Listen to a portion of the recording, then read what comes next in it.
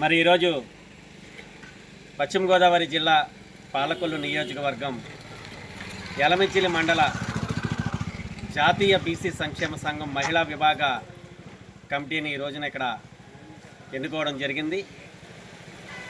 ఈ యొక్క మండలంలో ఉన్నటువంటి 32 గ్రామాల్లో కూడా ఈ మహిళల్ని చైతన్యపరిచి మహిళా సమస్యలు ఏమైనా ఉంటే మరి ఎంఆర్ఓ గారి దృష్టికి, ఎండిఓ గారి దృష్టికి, మరి అదేవిధంగా పోలీస్ స్టేషన్లో ఎస్ఐ గారి దృష్టికి కూడా తీసుకెళ్ళి పరిష్కరించే దశగా మరి ఈ రోజున శ్రీమతి గుబ్బల దుర్గా రాజేశ్వరి గారికి ఈ యొక్క మండల అధ్యక్షురాలుగా నియమిస్తూ పూర్తి బాధ్యతలను ఈరోజు అందజేయడం జరుగుతుంది.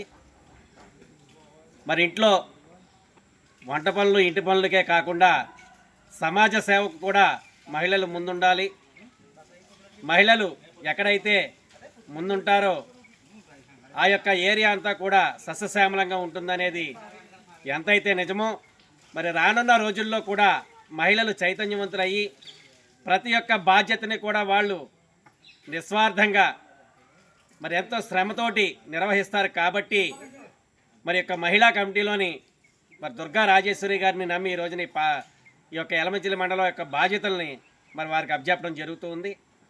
మరి ఇక్కడ ఉన్నటువంటి ఈ యొక్క గంగడిపాలెం గ్రామంలో కూడా మరి సర్పంచ్ అయినటువంటి శ్రీమతి మల్లాడి ఉమామహేశ్వరి గారు కూడా మహిళ అయి ఉండడం, మరి అదేవిధంగా ఈ రోజున జాతీయ బీసీ సంక్షేమ సంఘం మండల అధ్యక్షురాలు కూడా మరి ఈ యొక్క గ్రామం నుంచే ఎన్నిక కావడం కూడా చాలా శుభసూచకం.